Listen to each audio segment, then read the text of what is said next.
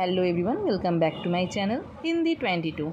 तो आज हम मैथिली सन गुप्त जी द्वारा लिखा गया महाकाव्य साकेत के बारे में बातचीत करेंगे। तो उसमें साकेत में उर्मिला जो लक्ष्मण की पत्नी है, लक्ष्मण के चले जाने पर उनकी क्या दशा होती है, लक्ष्मण के विरह में वह किस तरह अपना जीवन व्यतीत कर रही होती है, इसके बारे में हम संक्षिप्त में जानकारी प्राप्त करेंगे। आइए तो इसे समझते हैं। तो उर्मिला अपने पति के चले जाने पर उर्मिला अपने विरह में भी जनता का ध्यान रखती है ना।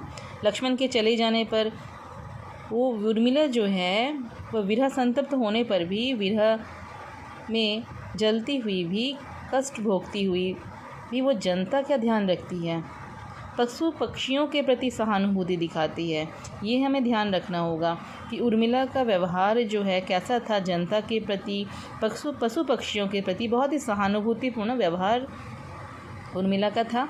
उर्मिला को विरह में एक आशा थी, क्योंकि उसे पता था कि 14 वर्ष के बाद उसके प्रिय जो हैं लक्ष्मण अवश्य वापस आ जाएंगे। तो यहाँ पे उर्मिला को एक आशावादी नारी के रूप में दिखाया गया है। उर्मिला ने राजमहल की मर्यादा को सदैव ध्यान रखा। तो उर्मिला बहुत ही सतीव्रता स्त्री थी, है ना। तो उन्होंने राजमहल की मर्यादा का भी हमेशा ध्यान रखा, उसका कोई उल्लंघन नहीं किया। अपने कर्तव्य के प्रति भी वो निष्ठावान थी। उर्मिला अपने कर्तव्य के प्रति क्या थी? निष्ठावान थी। लक्ष्मण के चले जाने पर भी उन्होंने अपने कर्तव्य का ठीक ढंग से पालन किया। उर्मिला अपने पति लक्ष्मण के वनगमन के पश्चात विरह से व्यथित रहती थी।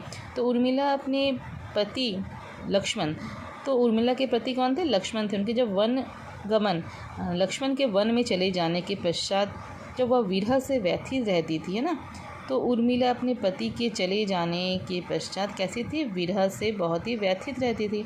आदर्श पत्नी के सभी गुण इस महाकाव्य में उर्मिला में दिखाया गया है। तो एक आदर्श पत्नी के जैसे गुण होने चाहिए, वो सभी गुण उर्मिला में विद्यमान थी। तो इसे साकेत महाकाव्य है, उसमें जो उर्मिला है उसे दिखाया गया है, उसमें दिखाया गया है ना। उर्मिला अपनी कुल मर्यादा को भी ध्यान में रखती थी।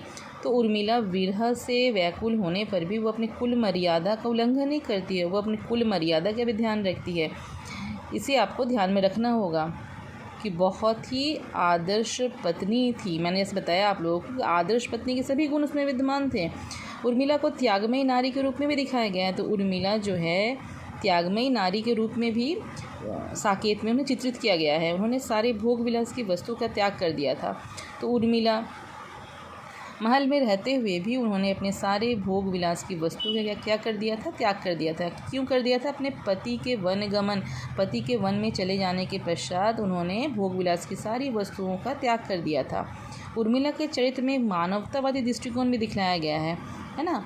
तो उर्मिला सिर्फ अपना ही ध्यान नहीं रखती, बल्कि सभी मनुष्यों का, यहाँ तक कि पशु पक्षियों का भी वो ध्यान रखती है। उनमें एक मानवतावादी दृष्टिकोण है। वो सिर्फ अपनी ही चिंता नहीं करते, अपने ही विरह के बारे में, अपने ही दुख के बारे में नहीं सोचती है। अपने दुख में होते हुए भी, वह दुख में रहते हुए भी सभी का ध्यान रखती है, सभी मनुष्य के बारे में वो चिंता करती है। उनमें राष्ट्र प्रेम की भावना भी विद्यमान थी। तो उर्मिला में राष्ट्र प्रेम की भावना भी दिखाया गया है। तो साकेत जो है एक महाकाव्य है, जैसे कि मैंने पहले ही कहा है, मैथिली सन गुप्त जी द्वारा लिखा गया बहुत ही महत्वपूर्ण एक महाकाव्य है, जिसमें उर्मिला के चरित्र को बहुत ही सुंदर ढंग से चित्रित किया गया है। साकेत के 9वें सर्ग में उर्मिला के मन में जो प्रेम और कर्तव्य के मध्य जो द्वंद्व हो रहा था, उसका यह मार्मिक अभिव्यक्ति कहाँ पे हुई है? तो उर्मिला इसमें दिखाया गया है ना। तो आशा करती हूँ कि आप सभी को समझ में आया होगा। अंत में बता देती हूँ कि साकेत जो है वो 12 सर्ग में लिखा गया एक महाकाव्य है।